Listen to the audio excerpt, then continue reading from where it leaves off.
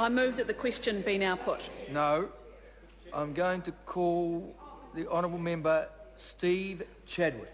Thank you, Mr Chair, and so reasonable of you. And I do feel sorry for members in government because when I look at those that were on this committee membership, there were members, Alan Peachy, who I know would love to come down and take a call on this. Joe Goodhue. Joe would have enjoyed standing up to give support, well, actually, to give some erudite contribution to the debate in the House tonight. And also Heather Roy. Heather Roy would have given a great aspect with her research-based background that she's always been known for with her contributions to health.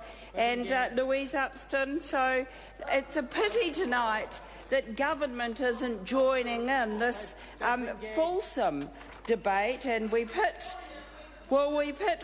clause 13 tonight, and I think this is the nuts and bolts of this. And since we began debating today, we've romped really through five clauses, and through this we've had an amazing learning in the House tonight. And I want to thank clause 9. No, it's not clause 9. It's clause, the Honourable Member clause Joe 13. Goodhue. Order. Member will be seated.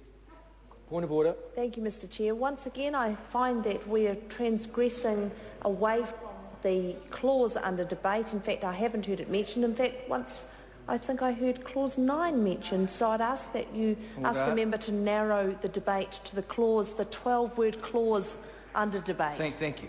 I was coming to that conclusion myself. The member would narrow the debate to the clause in question. Thank you. Well, that took 2 minutes. Thank you, Mr Speaker. And what a pity that was a contribution from government today, just to take a point of order. But here we are. The member will be, the junior whip will be really thrilled to know that I am getting to clause 13. Clause 13. So we've romped through 5 tonight. Since we've been in this debate, and we've hit clause 13, which is really the nuts and bolts of this bill, because this is about the revocation of membership or fellowship.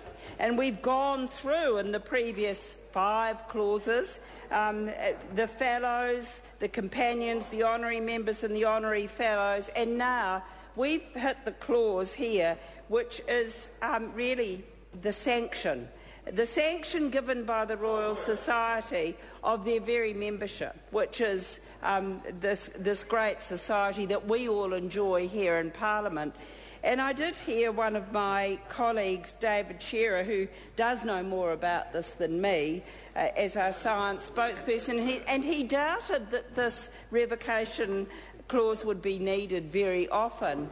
But actually now, as we get more academics in the sciences and the humanities and in technology, in the marketplace and in the educational institutions, there is an element required of much more really care to be taken about the validity of the research and the fact that that research hasn't been plagiarised. And we are seeing examples in New Zealand where research has been plagiarised. And so even peer review is sometimes a very slow process, which is the mechanism that the Royal Society uses. I note that the Royal Society, and perhaps the member in the chair sponsoring the bill, who is so detailed on the fact of this bill, could elaborate as to whether or not there is a complaints committee mechanism. I don't see it here, but we've gone through other substantial bills like the Health Practitioners Competency Assurance Act, where we did put in a complaints mechanism. I think it's still a little bit loose with this heavy revocation clause. I mean, it's the ultimate sanction if you get your membership or your fellowship revoked. And that would be the ultimate embarrassment professionally to any academic. But there doesn't seem to be a feed-in mechanism to the Royal Society about the management of complaints and the reception of complaints. I'm not sure if it is now the Academic Executive Committee that is mentioned here, and is it just open to anyone in the public to complain about a member or a fellow, and whether they are abiding by the code of ethics or the standards of professional conduct which is consistent to be applied to members. And I don't know that mechanism. It would be helpful if the member and the chair would help us with that. But I do think it is a great thing to see this clause in here. This is a little bit like, this is much more than a club, the Royal Society. I grew up as a little girl with my father as a Masonic member, and that was like a secret society.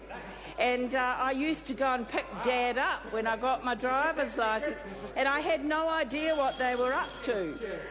I call the honourable member Tim McIndoe. I move that the question be now put. No, I'm going to call Jacinda